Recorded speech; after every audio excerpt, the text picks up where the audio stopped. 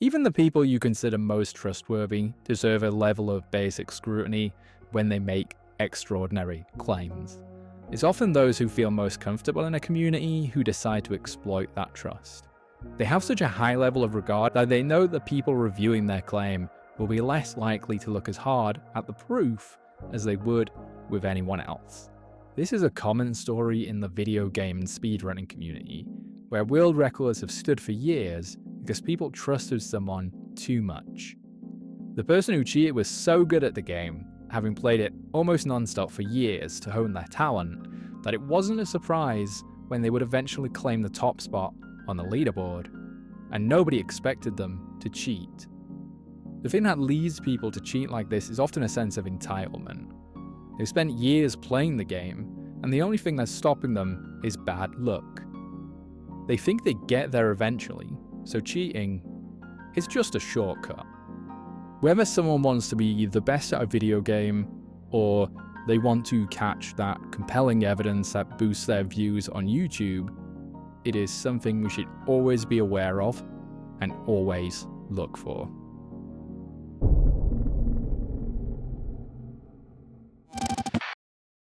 Released on the 22nd of February 2026, the video starts out with a preview of Ryan and Dave's reaction to activity they caught on camera at the Garnett House in Kansas, just off Route 59. Oh my god! What the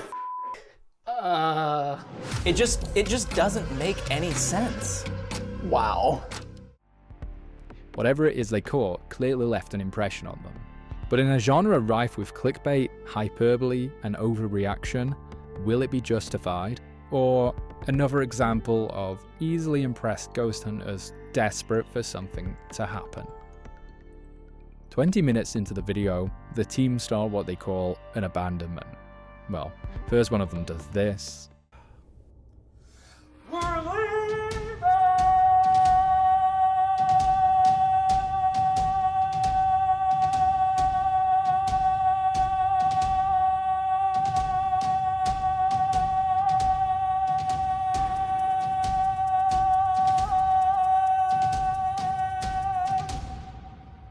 I've seen investigations that are loud enough to wake the dead, but this is new to me. Perhaps all channels should do it if it can cause activity that warrants the reaction we saw at the start. An abandonment, I found out, is a technical term for sitting in the car yapping while cameras record anything that might happen within the property, including terrifying temperature changes. These LEDs doing nothing, whatever this is. A phone app talking to itself. And this absolute piece of crap bell getting stuck. If only someone could have predicted this and left it at home instead. Now, we have had problems with this music box before getting stuck when it's triggered.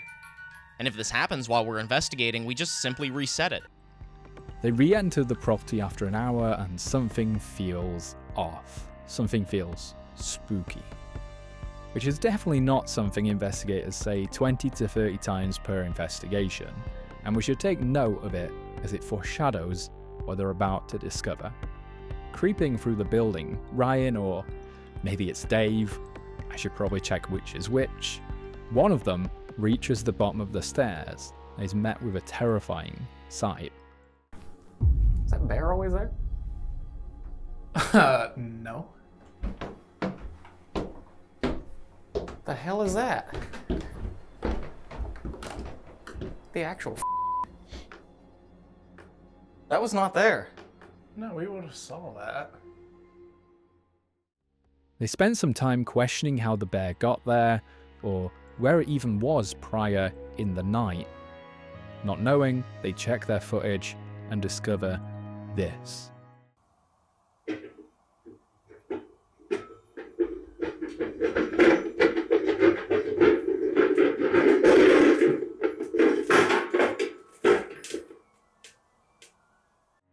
At first glance, it looks like an incredible piece of activity. You can hear the bear roll from all the way over here, through this open doorway, and continue on until it reaches the stairs. Reviewing more footage, they discover that the bear was neatly tucked away in a corner earlier in the evening. Its unexpected trip to the top of the stairs is certainly creepy and hard to explain, but is it paranormal? The first thing to address is that this could easily be fake. You would not require advanced skills in computer graphics or careful choreography to achieve something like this. All you would need is someone stood behind this wall to give the bear a push start. We can't see back there, and this is a toy that's designed to move in this fashion. You just need to get it going. You could argue against this and say, but they're outside at the time, you can see that they're in the car yapping. I think this argument exposes a lot of people's lack of understanding when it comes to video editing. Video that's presented to you is not necessarily a linear progression of time. There can be bits missing, there can be bits out of order, and people can be presented as being in one place when they're really in another. It could absolutely be fake, but I don't think that it is. If it's not completely fake, could there be a lesser amount of jiggery-pokery? It's interesting to me that when the guys come back into the building and discover the bear, we get quite a dramatic and cinematic reveal of the bear. They say something doesn't feel right. They're kind of walking around this place they've already explored with a sense of trepidation. And when they discover the bear, it's in a position where it's peeking out and down the stairs in a way that it almost feels purposefully placed for dramatic impact. Something feels off, something feels too perfect. Perhaps it gives something in order to enhance the footage. What if, after discovering the bear had moved, it ended up in a position which was not as immediately visible? They may have found it had moved, repositioned it to be in a more dramatic place, and then refilmed themselves entering the house in order to have a more dramatic effect on the viewer. Is there any evidence of this? If you listen carefully to the audio, there are a few sounds that happen as the bear moves. There's an initial plastic knocking sound. Then you can hear the sound of the bear beginning to roll, picking up speed as it passes the door.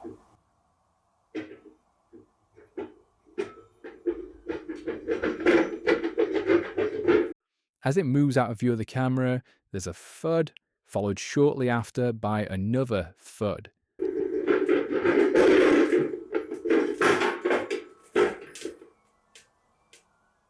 These banging noises at the end sound like the bear falling down this step and hitting this door frame. I feel this supports the idea that the bear likely ended up in the position we see it when it was discovered, without the need for it being repositioned. They also see that when the guys are experimenting with the bear later on, it has this tendency to roll toward the doorway, which again supports the idea that it could easily end up in the position it was found in. So while the bear could have been repositioned, I think the evidence that we have supports the idea that everything we see in the footage could be captured without the need for tampering or the need for reshooting anything. That leaves us with two options. It's either paranormal or something really mundane and boring is the explanation for how this could happen. The bottom half of this bear is a ball. A ball is spherical. A sphere is an object that is capable of rolling, which is a motion that, when compared to sliding, creates much less friction between it and the ground. A sphere also only has a tiny point of itself in contact with the ground at any moment, which again reduces friction. It's a shape that you use when you want something to move easily, and to continue moving for the longest time possible. If this bear were on a square base, it would not have gone anywhere, and that's just a fact. It isn't just a ball though. This is a Chubby Cub toy by Fisher-Price. It was first manufactured in 1969 and is a wobble or roly-poly toy. This is a toy that has a low center of gravity, so that it mostly tries to stay upright. If you played with Weebles as a kid, it's the same concept apart from the rolling ball portion. Inside the ball there is a weight which is attached to the bear via a metal rod. This allows the weight to keep the bear portion upright and lets the ball turn freely back and forth. When the bear was new, it would have had a cord attached to its chest to allow a child to pull it along with ease. It's a toy that is designed to move. It just is. There's no getting around that. It moving should not be a surprise. The question is, how did it start moving, and why couldn't they get it to happen again? When the guys do an initial walk around of the property, the bear is spotted resting in the corner beside this crib. The bear doesn't appear to be in contact with anything or stuck behind anything, so there's nothing impeding its ability to move. It's also leaning slightly back when it really shouldn't be. If it doesn't topple over, you can see that when they move it around, it settles back into its upright position. That's a feature of this toy. It should return to that position. That it hasn't means it likely has potential energy to move back to upright. It's just taking a while to get there. The weight in the base is being dragged down by gravity, which may eventually lead the bear to settle back into his normal resting position. Another possibility is, imagine if you were stood on a ball. If it were a big enough ball and you were on the exact center of it, you may be able to keep it balanced and in place.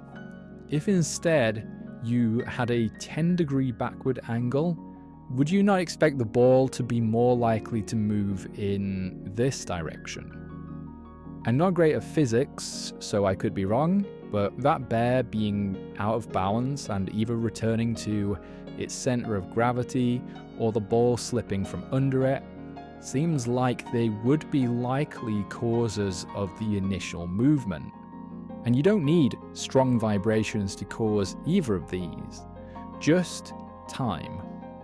Remember that it's not like we're looking at the bear being violently thrown across the room in a way which is impossible without human or spiritual intervention. It just rolls across the floor as it's designed to do.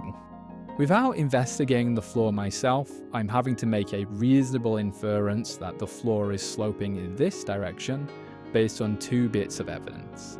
First is this view of the floor shows the step out of the room is higher on this side than it is on this side, which suggests a slope in this direction. Second is that when they're attempting to recreate the event, the bear moves very easily in that same direction, but basically sputters out and falls over when they push it in the other direction.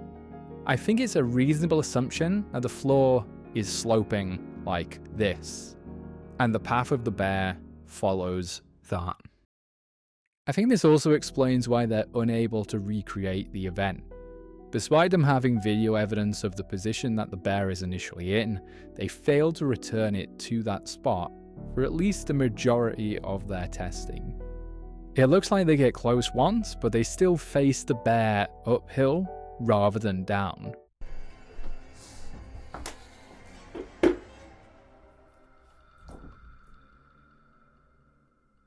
I mean, that's how it was leaned up, right? Yeah.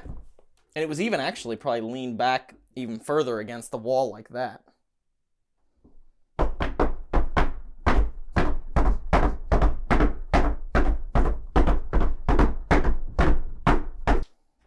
So in order to get it to go,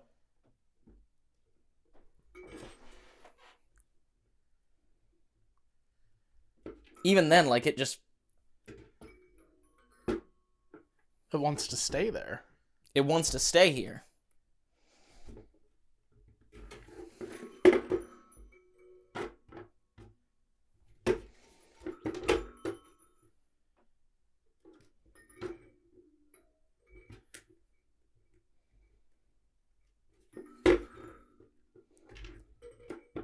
Dude, there's no way. The initial position of the bear before the event shows that it's facing almost exactly the direction it needs to go in order for its easiest movement. When you have video footage of how an object was set up, you need to be detail-oriented about how you test it. It's not good enough to say, well, that's close to where it was. Set it back up exactly as you know it was. You could film from that same angle again and make sure the angle of the bear looks correct. The rotation of the bear looks correct. And the starting position of the ball looks correct. Only at that point should you do anything further. Let's take a look at the bear when they jump up and down in front of it. It's not in the corner. It's not leaning back. It's facing the wrong direction. The ball can only roll like this, and the downward slope of the room is in this direction. It looks dramatic, but it's ultimately a pointless test. One more thing about this testing, and then I'll shut up about it. When they interact with the bear, they almost always do so with either an ear or at the top of its head. That is not the point at which any natural physical interaction with this toy would occur. And what they're doing by interacting with it in this way is imparting the most rotational force, or torque, that they can. I don't think they realize that this is what they're doing, but they are doing it. When you are looking to rotate an object, the further away from its pivot point that you interact with it, the easier it is to rotate. The example most people will be familiar with is a door. A door's fixed pivot point is its hinges, and when you open and close the door, it rotates around those hinges. Where do you interact with a door? At the point furthest away from the hinges. If you try to interact with a door close to its hinges, it's almost impossible to get it to open or close.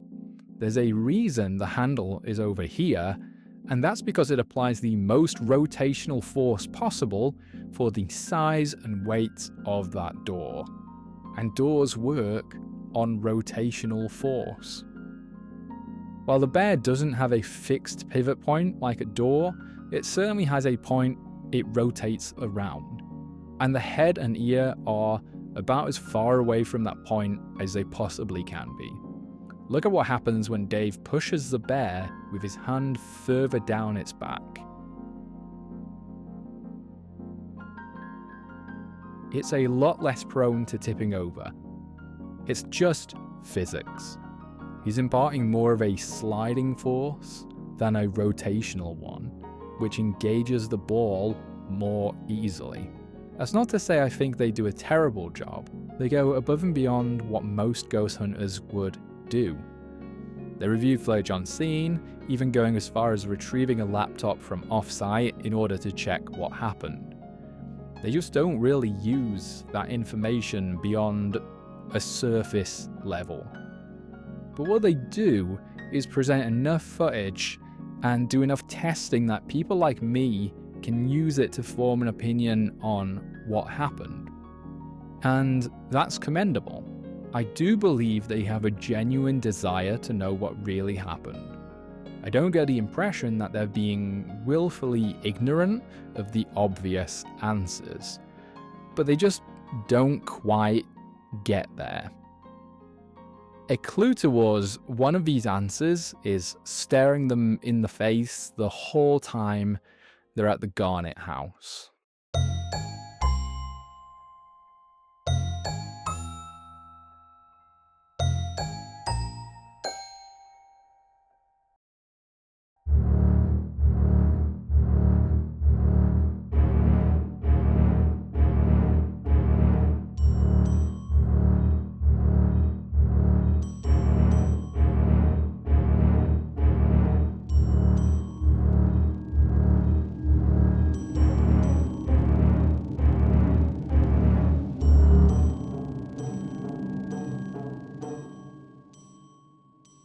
There are so many goals littered around this property, and most of them are precariously balanced in odd places.